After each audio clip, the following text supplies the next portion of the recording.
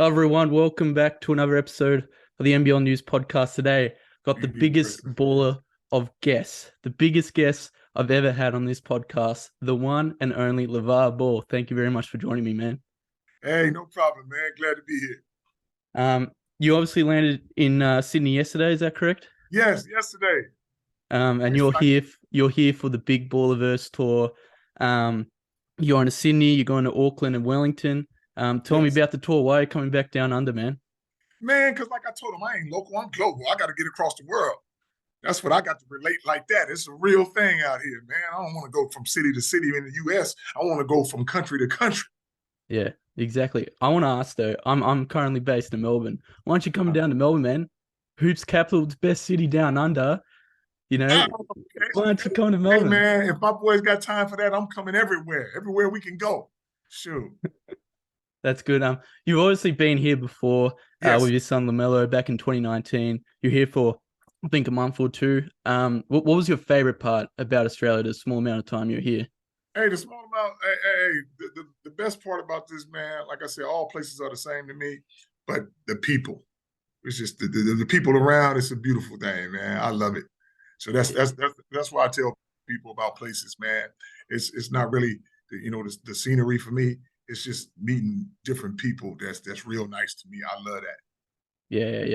Yeah. I'll talk about LaMelo and his time in the NBL. I mean, he played for Illawarra in 2019. Yes. Played for a couple months here. How do you think our league here in Australia, how do you think that developed him into the basketballer he is today?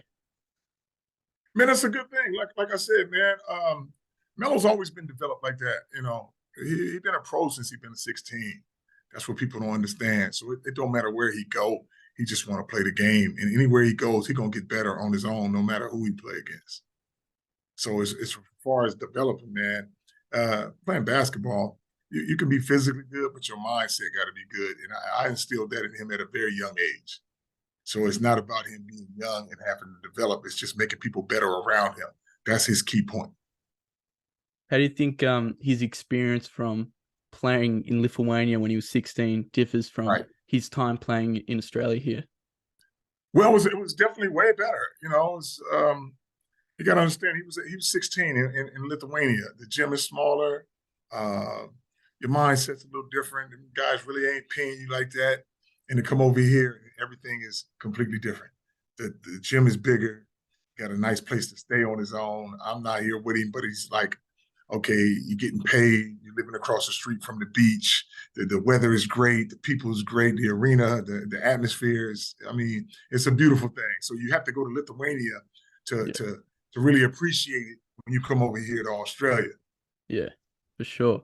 I mean, yes. What was, do you think Lonzo, do you think, he obviously went to UCLA. Did you know that he actually played, he came to Australia as well?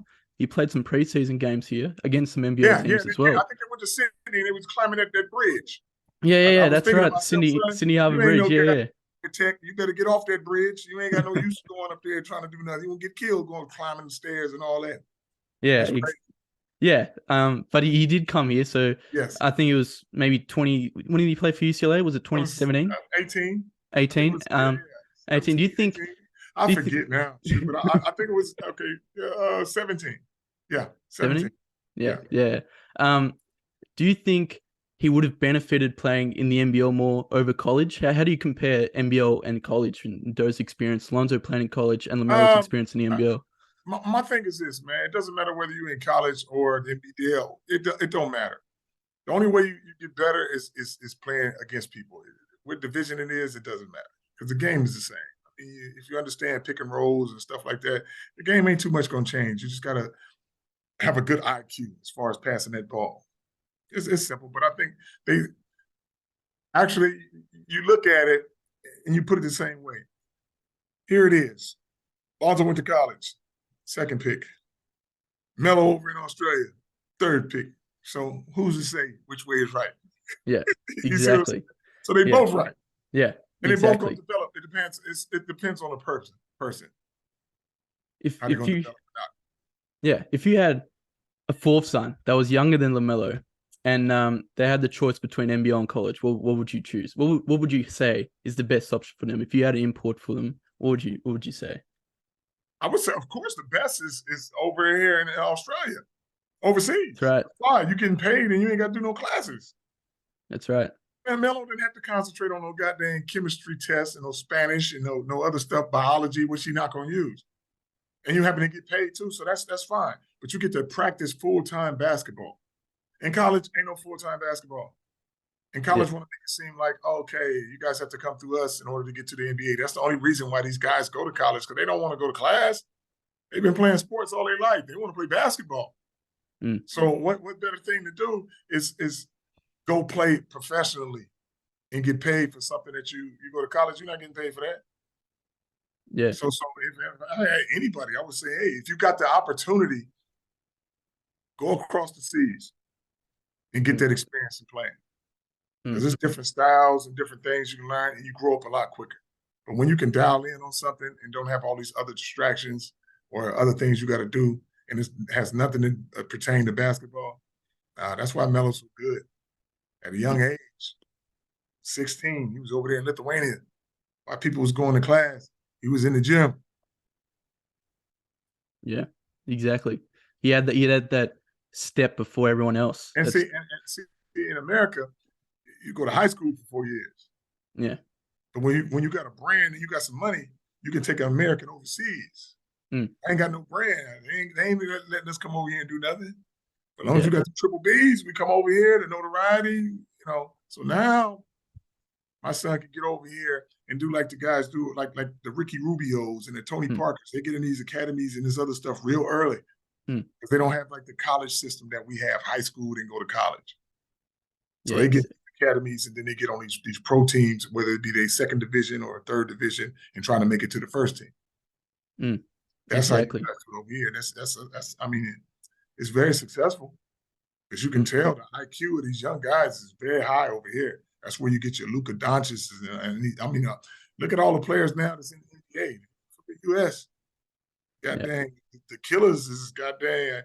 You would think would be our guys, shoot, but it's the Jokers and the Giannis's and the Lukas. I'm like, dang, how they getting a step up on everybody? They jumping over these college players. Exactly. The international game's just taking over. International game is jumping over there because they, you know what? The game is getting faster, but some of the stuff they learn at a young age, they playing against grown men, guys that's making a living. That's different than a guy staying in the dorms that's 21 years old, 22 years old, a senior or whatever. It's a whole different atmosphere. So, them young guys is dialed in, and these coaches is believing in them, letting them play early. Now, these last few years, number one players is from overseas. Yeah, exactly. Yeah. So it's a huge jump. That gap is closing big time. I mean, it's been a tough year though for LaMelo and Lonzo. They're both with injuries for the rest of the season, and yesterday it was announced that Lonzo might miss next season as well. I mean, me personally, hopefully they both recover soon. I mean, they're going through some tough injuries, but how do you, as a father to them, how do you keep them so positive during this time? Well, knowing they're all positive, like just what you just said. You said the boys are going through a tough time. No, they're not. You don't think so? I know so. How you gonna be a millionaire going through a tough time? you see what I'm saying? You just got to recover. Yeah. I mean, they got everything they want. They in an establishment where they playing the game that they love. So it's just about them rehabbing. That's all, and getting their stuff together. So it's not about me saying, "Hey, you guys are gonna be fine." They balls gonna recover faster than anybody. We good. And like I said, the show that has to be seen is all three of my boys on the same team, and that's gonna happen. All of them is having surgery right now at the same time. So they're all going to be recovering at the same time. Yeah. So it's good. They're all going through the same thing. So they can call each other. How your rehab going? How your rehab going, Zoe? How your rehab going, Melo? Jello, how your rehab going? So everybody togetherness. It's not just one trying to get better. So it's all good, man. They're going to train and they're going to recoup, and folks go see them on the same team at one point and be like, dang, they all recovered from that. I didn't think they was going to make it. Now watch what happens. It's going to be good. What's their mentality like at the moment? Do you feel like they'll come back bigger and stronger when they all come back? Well, they got to come back bigger and stronger. I mean, as time go by, you got to get to your peak.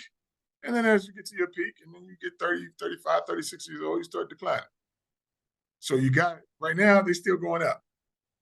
Yeah. When they get there, y'all will be in trouble for a while. And then as they get older, they'll tap her off a little bit.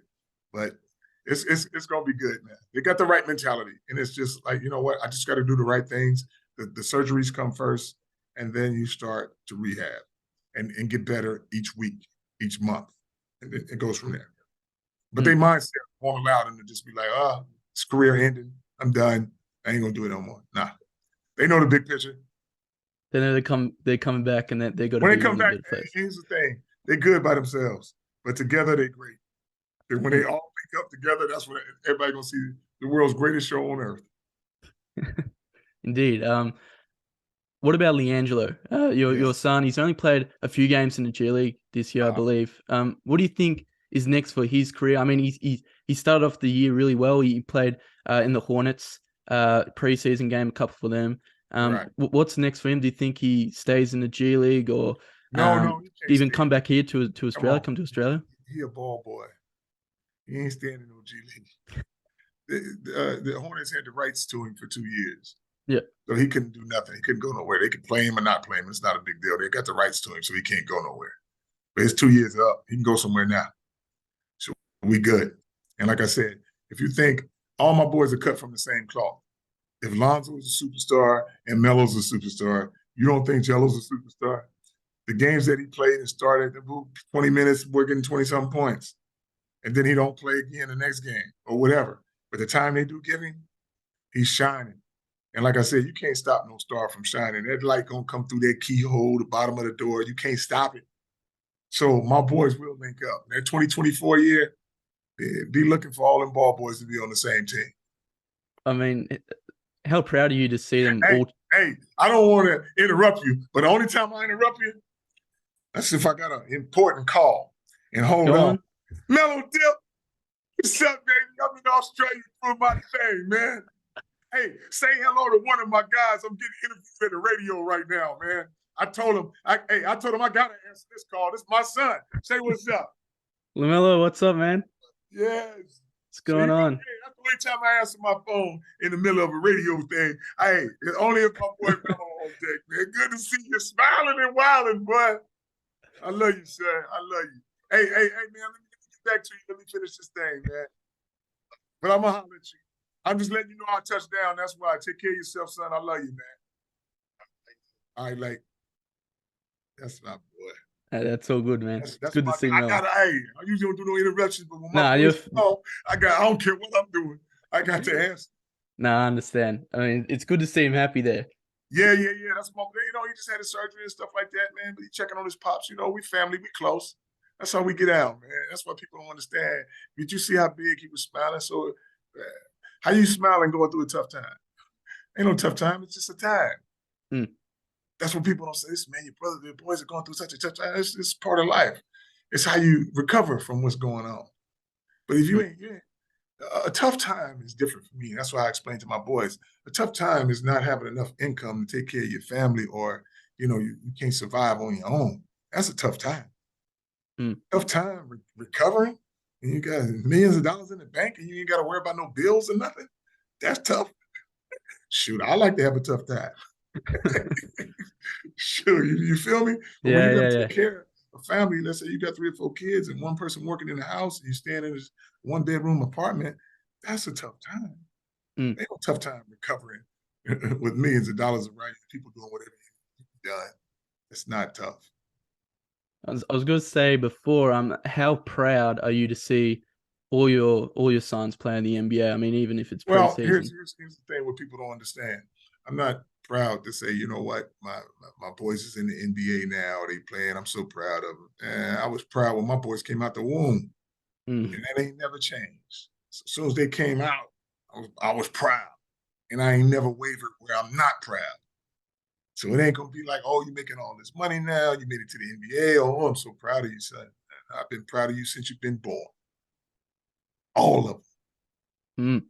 I mean, you touched on this before, but you think they'll play for the same NBA team one day, whether that be? No, I don't think they will. I know they will. You know they will. I know they will. Why wouldn't they? I already told you. It's just a matter of time, man. How could they not play on the same team? You know how that comes about? When contracts are up and then they all decide, just like LeBron decided to play with D Wade and Bosh. How'd that happen? They decided together. My boys can't do the same thing and decide together. It's going to happen. You can't stop it. I know. Well, what team specifically? You back home in LA for the Lakers? Or? Come on, you already know. See how you answer your own questions? You know it got to be back in LA. That's where we from, LA. Now, what team is it going to be for? Lakers, Clippers. Come on now, you tell me. You want all three of them hanging in the rafters at Staples Center for the Lakers, don't you? No. Why would I do that? They got rid of Lonzo. You think I'm gonna come back to the Lakers? When you get rid of Lonzo with two other ones, there's only one more LA team. And I don't want to be at the Staples Center. He got a brand new arena coming. Ain't nothing like the Ball boys to christen it up. That's right. Ballmer and the Clippers. Think about that new arena. I don't want to be under Shaq and Kobe. I want to start a whole new thing. The Ball era. The Ball era at the Clippers. You like that? New stadium, they all signed. It's going down. Oh, just wait. You got to sort of, man. I like it. That's the story, man. The Kings of Cali are coming back home. That's what it's going to be. My boys ain't like LeBron is from Akron. Magic from Detroit. Kareem, New York. My boys are from Cali. Originally. So that's where we got to end up, man. We Cali grown. Originals. The Kings of Cali. Gotta return. Yeah, I remember you guys in the Chino Hill States. Last time they did play together, they were sensational. They played together, what happened? They was babies and they was undefeated. Never lost. Exactly. So now they're going to be together as grown men. I can't wait to see it. I can't wait. Look, final question for you today, LaVar. I really appreciate it. But what's next for the Big Baller brand and for yourself? Hey, man, for the Big Baller brand, man, it's the same story, man. I'm about to build this billion-dollar empire, and it's going to be amazing.